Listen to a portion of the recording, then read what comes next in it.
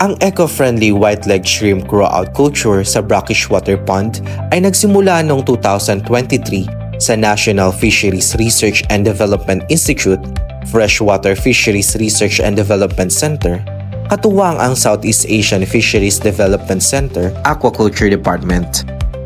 Sa kasalukuyan, patuloy ang makabulang ani at karanasan. Tara, samahan niyo kami!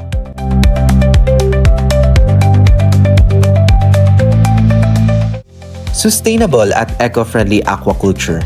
Yan ang layunin ng proyektong ito. Gamit ang brackish water pond liners, mahigpit na biosecurity, probiotics at vitamins, hangad ng proyekto na maiwasan ang disease outbreaks, mapabuti ang water quality at mapataas ang produksyon o ani. Ang isang shrimp farm operation ay nagsisimula sa pond preparation. Nakapaloob dito ang repair ng pond liners, paglilinis at pagdidisinfect nito. Pagkatapos nito ay ang pagpapapasok ng malinis at quality na tubig na lalagyan ng aeration gamit ang paddle wheels. At dahil nakaliner ang ponds, nababawasan ang epekto sa kapaligiran at mas madaling i-manage ang sistema. Pagkatapos ng pond preparation, susunod naman ang stocking. Mahalaga ang gagamiting post-larvae white-leg shrimp ay nagmula sa accredited hatchery upang masigurado ang quality nito at ang mataas na resistance sa mga sakit. Ang mga post-larvae ay i-release depende sa stocking density ng pond. Kailangan din i-acclimate ang mga stocks upang maiwasan ang pagkabigla nito sa water parameters ng pond na maaaring magdulot ng stress at mortality.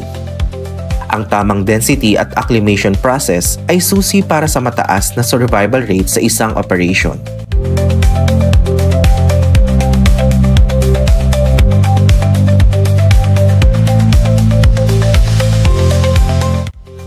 Isang araw pagkatapos ng stocking, ay magsisimula ang first feeding. Ang mga stocks ay papakainin ng commercial feeds depende sa days of culture. Sa pagpapakain, ang feeds ay nahaluan ng vitamins at probiotics na nakakatulong sa maayos na pag-digest ng pagkain at mabilis na paglaki ng mga hipon. Sa bawat pond ay may nakalagay na feeding tray na gagamitin sa pag-monitor ng pagkain ng hipon.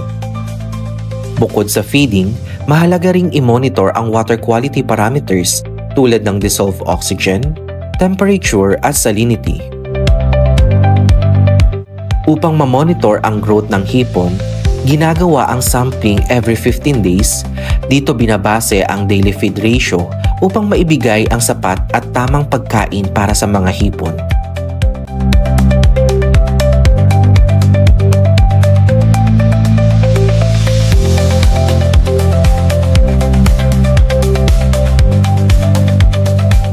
Matapos ang 90 days na operasyon, maaari nang i-harvest ang mga hipon. Mula 2023 hanggang 2025, nagkaroon ng mataas at sustainable na produksyon.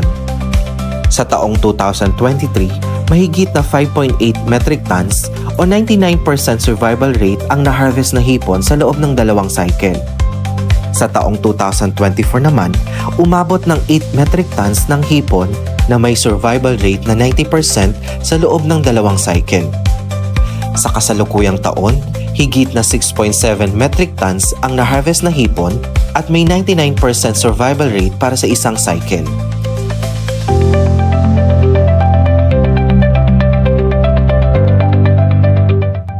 Sa bawat harvest, makikita ang resulta ng disiplina at teknolohiya.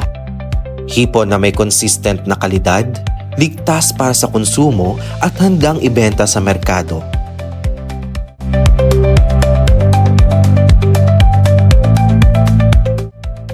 Ang tagumpay na ito ay nagbibigay daan para sa mas malawak na adoption ng eco-friendly grow-out culture of shrimp technology.